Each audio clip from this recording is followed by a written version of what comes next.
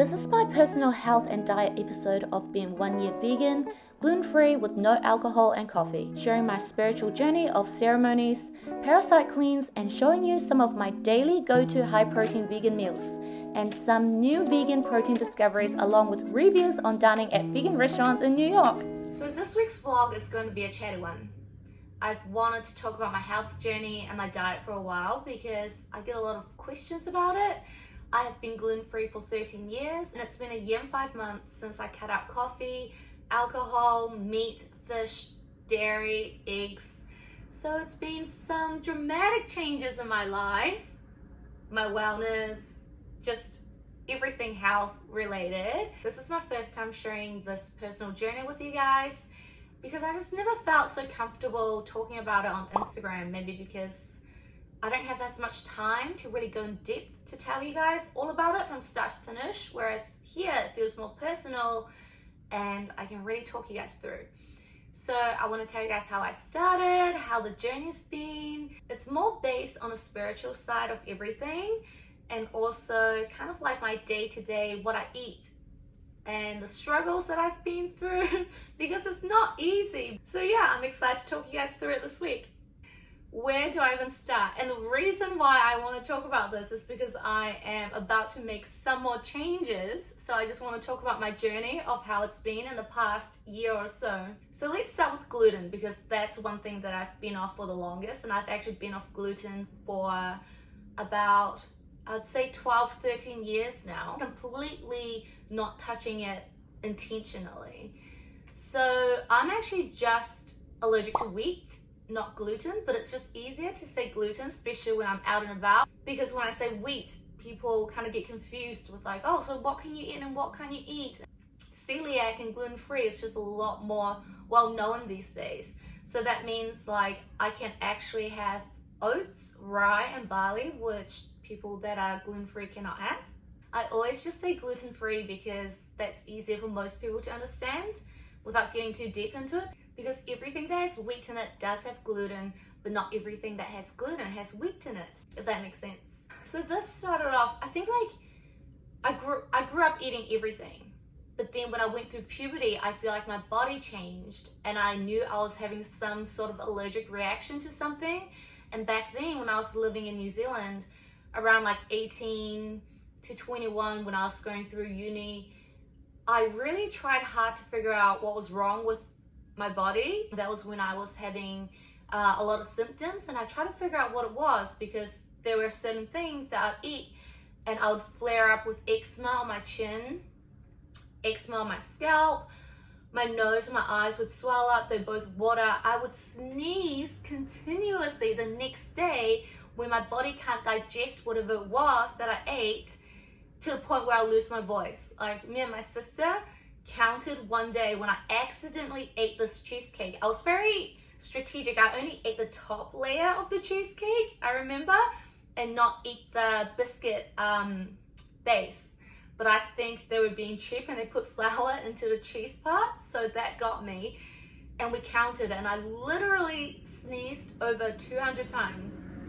So anyways, I did all the tests, like skin tests, blood test, hair test, everything, and I just came back with like allergies to cat fur, to grass, to mold, and I was like, no, like it's definitely something that I'm eating that's causing this. So then I think I went to like a holistic nutritionist and she told me to keep a food diary. So for a very long period of time, and I say that just became a habit. And I did it for about 7 to 8 years, but obviously I found out what I was allergic to way before hitting the 7 to 8 year mark. She told me to write out everything that I ate, like breakfast, morning tea, lunch, afternoon tea, dinner, to the point where I could remember what I was eating. I was like 18 cashews, 17 peanuts, 8 almonds, and I like list it down. And then if I was to have symptoms, I would also write it down the next day or whatever. And that helped me pinpoint that I was only allergic to wheat. So wheat is in pretty much all the flour stuff. So baked goods, pasta, pizza, bread, pastries. So there's a lot that I can't have, but thank God these days gluten-free options are so common, so it's good. It took me a while to really cut that out. Like, I'm such an all or nothing kind of person.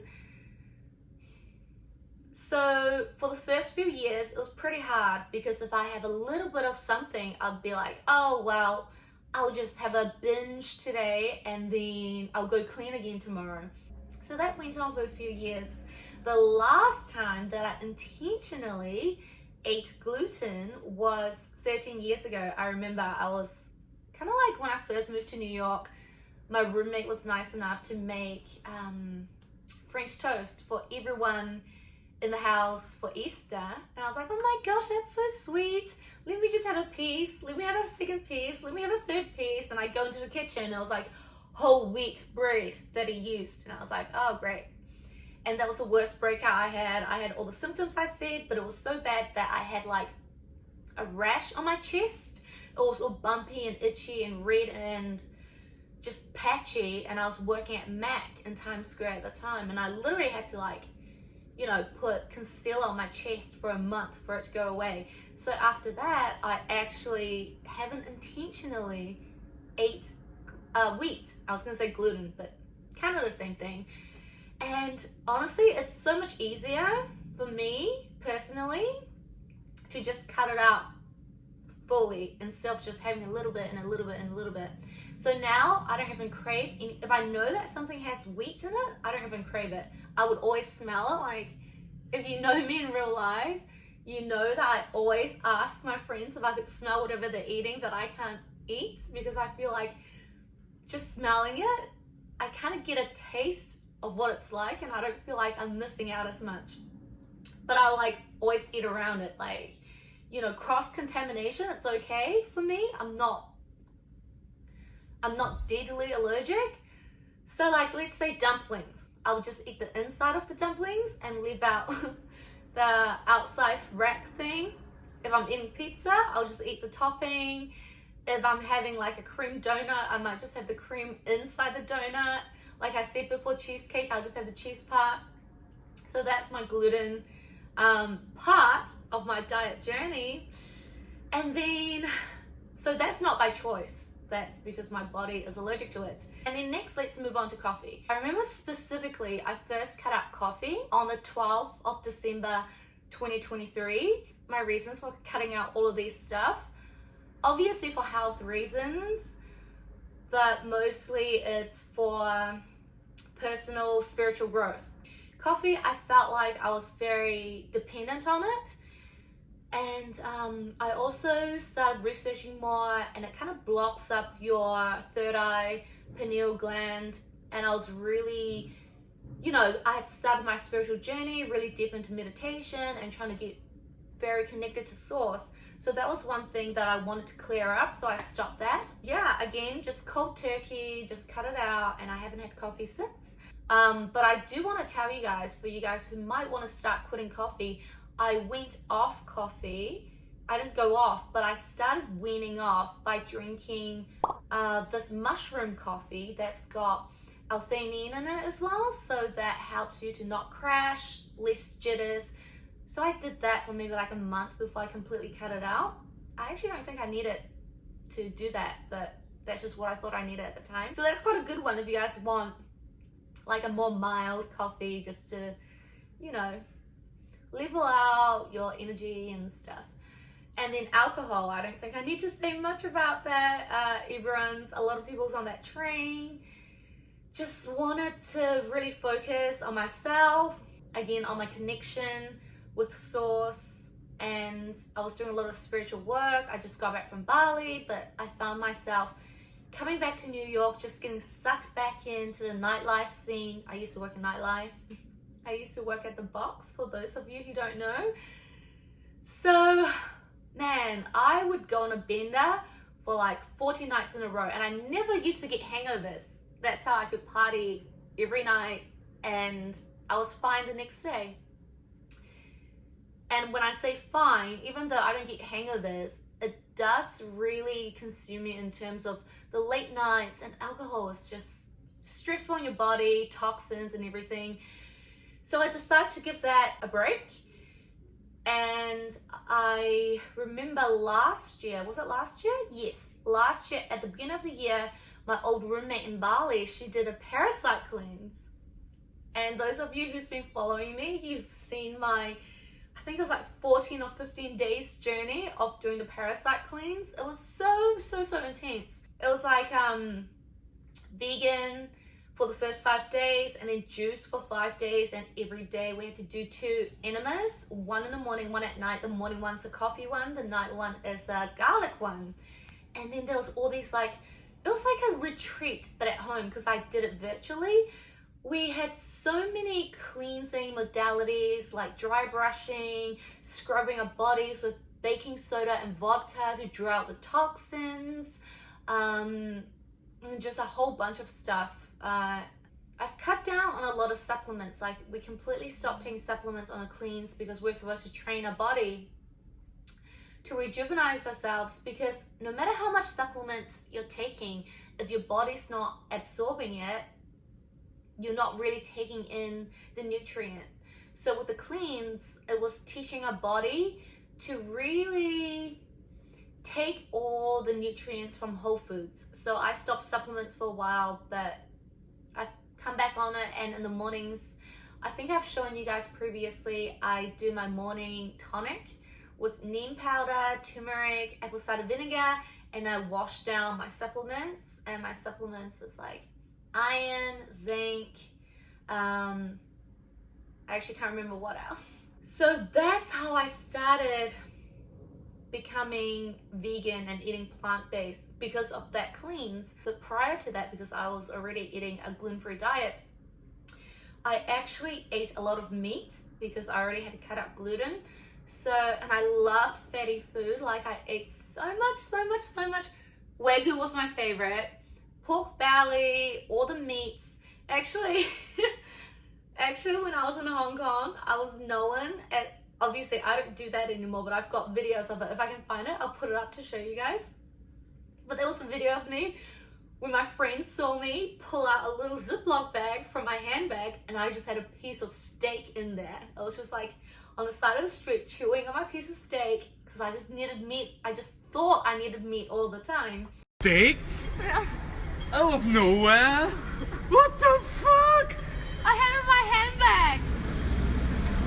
A steak. Yeah.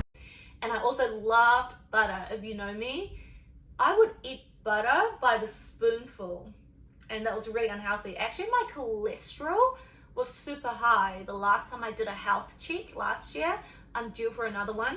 I tried to go for one last week. I really wanted to see if my cholesterol's gone down. I'm sure it has, but also like my iron levels and everything, since I've been a vegan since. But when I got to the doctors, their whole computer system was down from the day before. So I got to go back next week, but I will keep you guys posted on that. And so towards the end of my cleanse, by the way, with the Parasite cleanse, this is going to be really gross, but when my friend did it, when I saw the healer, she was crapping out parasites that was like this long. And I've had Bali belly once from when I lived there, and I just felt like I probably have parasites in me, so let me try it out. And I kid you not, I had a couple of parasites that came out like this long. Warning, skip the next 10 seconds if you don't want to see my parasites.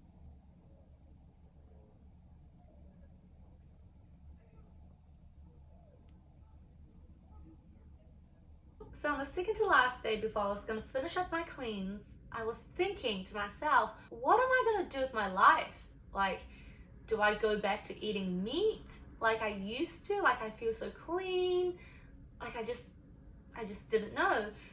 And 2 things happened that day that gave me answers. Honestly, just ask and the universe will answer you. So I did my morning routine, yoga, meditation, all that kind of stuff. And at the end of the session, I was doing like, namaste, and I went down, put my head onto the floor, and I stayed down for extra long that day. I just felt super connected. Oh, the sun just went. Hope the lighting's not bad.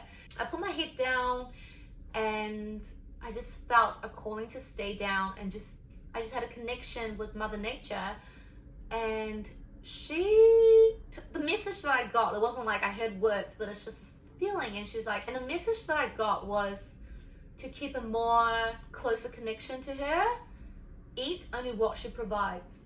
So instantly it was like plant-based, what she's growing for me, like whole foods and stuff. And I was like, oh, okay, that's interesting. And then that afternoon I got a call from my friend. He was like, hey, you know that ceremony that I did last week? Turns out it was ayahuasca. And I've been wanting to do ayahuasca for about 7 years. And it's just one of those things that when the medicine calls you, it's time for you to do it. I've been trying to do it. I've tried to do it in Hawaii. I've tried to do it in Bali. I've tried to do it in New York. It just never worked out. But that time he was like, the shaman is doing another session. He got called to stay for another week for only 10 people. I have a spot, but I don't need another session. If you want, you can take my spot. And with ayahuasca, you have to do a dieta beforehand, which is like no alcohol, no meat, no sugar, just like no caffeine, just like a really clean diet. And with that Parasite cleanse, that was the cleanest I have ever been, probably ever will be. So I was like, holy crap, I literally just did a more intense version of the dieta, and I got given the opportunity to do ayahuasca. So I said yes right away. I was so clean that I didn't even purge. Like I really, really wanted to purge, but I didn't. But I guess the medicine always gives you what you need and not what you want. That's something that I've learned. I'm not going to go too much into my ceremony right now, but I connected with Mother Earth again and just got me closer to staying plant-based. So I was like, okay, cool, let me try it for a month. So, and also same with alcohol. I just wanted to keep that connection, so I stayed off alcohol. A month went by, 2 months went by, and I was like, okay, let me try to do 3 months. 3 months went by, and I was like, that wasn't too hard. Obviously, drinking took a little bit of adjusting to. Like, I think my biggest tip that I can give on drinking is it's easy if you have a glass in your hand where there's like soda water, let's say, so people don't question you that you're not drinking. But I just got to the point where I was comfortable enough when people would ask me, hey, can I get you a drink? I would just say, no, I'm okay for now. And for now is the key word. I just don't want to go into the whole story of why I'm not drinking and this and that and have a whole debate about it. I just don't like to talk to people about that. It's like my own business. So when you say for now, they just assume that you're not drinking for the 5 minutes right now. So that works really well if you guys want to try that. But it just got to a point where I'm just fine with going out and not drinking at all. Took a few months to adjust to, but after that, now it's still fine. Yeah, I reached 1 year and I've drunk once or twice, only for very, very special occasions, which one of them was at my Lexus grand opening party where I painted the mural for them and also opening up the showroom. So I had some champagne, but didn't get wasted, didn't get drunk. So, and now I still don't have the urge to go back to drinking, but it's nice to be able to have that freedom if I do want to. Say if it was like someone's birthday or whatever. I actually went to New Zealand to one of my best friend's wedding. It was the first wedding I've ever been to, and I still didn't drink at the wedding. I think that was very impressive. Oh, so yes, I started off as a vegan. Honestly, that was hard. I'm not going to lie. Being vegan and gluten-free, I used to joke about it all the time actually, because I was always gluten-free and mostly dairy-free because stomach issues. So I used to always joke like, oh my god, it would suck so much if I was gluten-free and a vegan, and then I became that. But I made it work, and I was just hungry all the time, I'm not gonna lie. It was hard. I felt like, I don't know, vegan options aren't that exciting for me, and I don't eat fake meat. Like, I want it to be clean. Fake meat has so much preservatives and it's processed, you know. I'm trying to keep a clean whole foods diet, so I didn't do fake meats I didn't do fake meats the whole time either. So eating out as a vegan, it was always just salads and boring stuff that I could make at home. So I started cooking a lot at home. And my day was just filled with cooking and eating and getting hungry in like 2 hours, and cooking and eating in 2 hours. You know, I did a lot of research. I even did like the potato diet for a while. They're like, potatoes got so much fiber, it's so satisfying. So I think for a period of time, maybe like a few weeks, I ate 4 to 6 potatoes and sweet potatoes a day. I don't think that was very healthy, but I tried it. Didn't really work. I didn't like it either. The thing that really helped was protein. So my favorite protein is a high protein, extra firm tofu from Trader Joe's. I like it because it's got so much texture. That's the firmest tofu that I found in the market. And, you know, just having vegetables, just having that texture, that chewiness, just really helps. I've tried lentils, I've tried beans. Beans, I still can't get used to it. It still makes me really, really bloated. Lentils I have all the time. I add it into my oatmeal. This is my latest vegan protein discovery. It's lupin flakes made of lupini beans, and it's actually the highest source of protein of all beans. Like chickpeas and lentils has like 6 to 9 grams, but this has 16, and it's super, super low in carbs. So the lupini beans takes like an hour to cook, whereas these flakes takes like 3 minutes. You can make it into porridge or like hummus or whatever. So it's been really helpful. They do get me a little bit bloated, so I don't have it all the time, but that's a great option I want to show you guys. But I want to tell you guys about this because I'm thinking of going back to eating meat. My body's been craving meat. Sometimes you just have to listen to your body.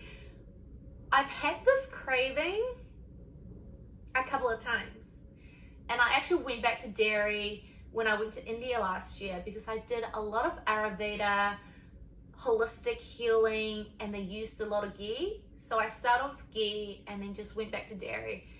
But I don't have dairy all the time because of my stomach, but life's just been a little bit more enjoyable with dairy. I still don't buy any dairy at home, but it's just when I go out, I can have a little bit of cheese, ice cream and that kind of stuff. You know, a little bit of joy in your life, you know? It's a little bit nicer to not be that person, even when I'm ordering like a Caesar salad. Can I get a Caesar salad with no cheese, no chicken, no dressing because there's cheese in the dressing, and no croutons because I'm gluten-free? So there's just like, what's left, you know? So I was that person for sure. So I tried eating eggs in India, and my friend was having this really amazing looking masala eggs, and I was like, let me start off with that before I go into eating meat. So I took a spoonful, put it into my mouth, and like I said, it's more the energy of the food that affects me. As soon as I put it into my mouth, I don't know how to explain it, but there was just this weird energy in my mouth that went up into my brain, and it was just like intense, and I was like, oh, I had to spit it out. It was just like a no. It was just like, I was like, okay, my body's saying I'm not ready yet, so I never tried again.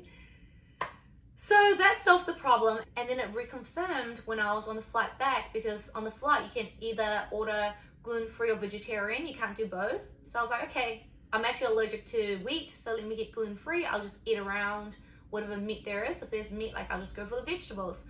But they gave me a chicken curry. So I was like, all right, let me just have the sauce and the rice. Got a spoonful, put it into my mouth again, and because the chicken was cooked in the curry, I could taste the chicken, and I had the same feeling again. I was like, oh no, I can't. Had to spit it out again. So I was like, okay, definitely not. So that was, oh my gosh, that was a while ago. We're in May now. That was last July. So it's been 10 months. Even with sushi, I've not had sushi. Sometimes if I want the sushi out and about at like an event, I might pick out the salmon, but just the juice of the salmon left in there, and I could taste it, it kind of grosses me out. Maybe it's because my body hasn't had it for so long, I don't know, but that's just how I feel. I'm just talking from personal experience. I'm not talking from any health point of view in this vlog this time. It's just how I've been feeling. Like I said, it was more for like spiritual reasons, and I also believe, like, I've been to a lot of healers, and it's kind of like when animals get killed, they go into fight and flight mode and they release this toxin and chemicals into their bodies, and when you eat it, you're kind of digesting that energy. You're kind of digesting the fear, the anger, the whatever else they feel. So I feel like because I was so connected with all my meditations, ceremonies, routines and everything, that I was very sensitive to energies like that. So that was actually one of the main reasons why I didn't really want to eat meat. And a little bit into like the ceremony, the spiritual stuff, I'm still very in touch with it. Actually, just this past week, I went upstate for another ceremony. Last week, as you saw in my vlog, I did a cacao ceremony. But the last Saturday, I went upstate and I did a white tumor ceremony. And that is a cactus. And it lasts for about 8 hours, and you're supposed to be in nature. It's a little bit more mild than ayahuasca, and it's a very heart-opening medicine. So I've been feeling like meat before that, and I felt like doing that ceremony might put me back more in touch with source, with Mother Nature, but it didn't. And I still feel like meat, which is why I'm considering. But I don't know, when something shifts, I guess you just have to go with the flow. So that's my journey so far. And yeah, I will show you guys some of the meals I've been having. And I'm also going to take you guys to a really nice vegan restaurant that I did go to last week with my good friend Paige. And if you guys have any more questions about my diet or how, you know, my body or anything, let me know. So I feel like I know my body better now, especially after, I mean, you kind of have to, right? It's been like over a year. So the one thing that I found that's really helped is getting my protein in, like I said. I start my mornings with a high protein vegan smoothie, which I will show you guys. This is the morning smoothie that I made for breakfast this morning. It's a carrot cake one with a base of baby carrots, frozen bananas, celery. I always like to sneak a lot of vegetables in there. It really helps with my blood sugar levels too. And then of course a high vegan protein. This one's got 30 grams of protein per serving with cinnamon and also cardamom, just to add in more flavors. Topping off with an extra scoop of chia seeds for extra protein, good healthy fats and fiber, and it really makes your smoothie a lot more thicker and creamier. Usually I like to do a super green morning protein smoothie with a lot of spinach, parsley, cucumber, but I ran out of those ingredients, so this is what we're having today. Here's a few more breakfast options I like to have. This is a high protein smoothie bowl, and I also really like a good overnight chia seeds pudding. Moving on to some lunch options, this is a lentil tofu salad with a green goddess dressing.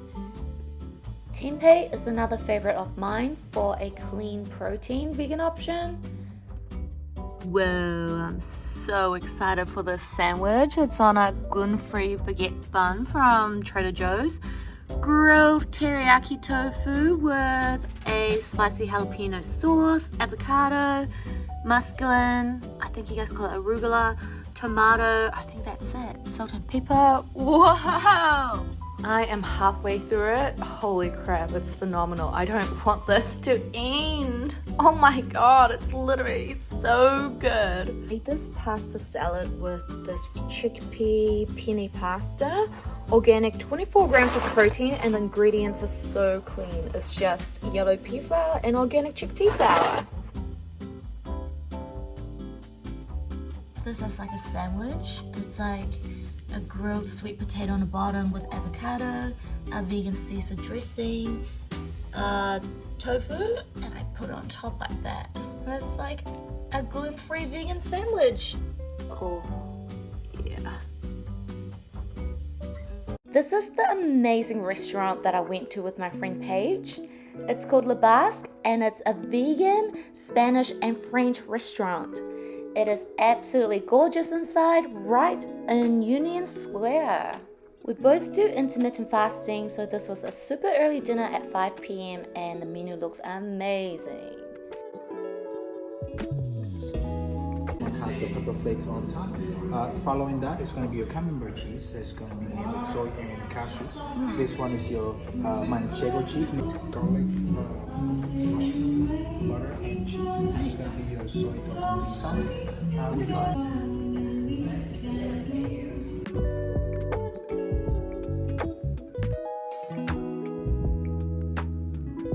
I've got the vegan salmon, and she's got Blue oyster mushroom steak, right? Oh my gosh, this, for me, it tastes just like salmon. Right? It's insane. Wow.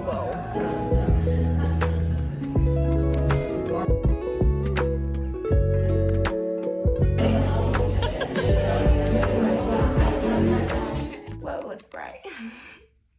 I'm coming to you guys from in the sauna this morning. Obviously there's no one around. That's why I thought I'll use this time to chat with you guys. Woke up early today, came back to Casa Cipriani again on a Thursday morning, did the trampolining class with the Ness full body rebound, grateful lymphatic drainage, as I mentioned in the last video. If you haven't seen it, go back to watch. And yeah, sweating it out again. Had quite a big dinner last night. So my review on it is, dinner last night was amazing. First of all, great company. Paige is one of my closest friends in New York. We had an amazing 4 hours catch up on life and just everything in general. The place, Basque, it's a full vegan, French, Spanish restaurant. I found out about it through going to another one of their companies, restaurants called Annexi. At Annexi, I actually vlogged that too. They had amazing chicken and beef kebabs and caviar. Everything was just so well done. So last night, I got salmon, and my salmon tasted just like salmon. It was insane. Like the way that like the slices kind of break apart and the fat in between it, and it was just so fishy. We asked the waiter what makes it so fishy, and he said it's like essence from seaweed or something. But everything was great. Oh, the one thing that was a little bit meh was that escargots, the snails, I always kind of say it wrong, but it was just one of those vegan dishes where they make something look like the real thing, but it doesn't taste like it. I hope you guys enjoyed this week's vlog. If you guys have any questions, comments, if there's something that I didn't answer that you want to ask, please leave a comment below and I'd be more than happy to share my personal experience or answer any of your questions. Also, if you like more of this kind of content, let me know, because I know in the past few weeks I've just been showing what I've been doing around the city, because I have been doing a lot around the city. Yeah, if you guys want more wellness stuff, more art stuff, more day-to-day stuff, just let me know and I'll try to show you guys as much as I can. Thank you for watching.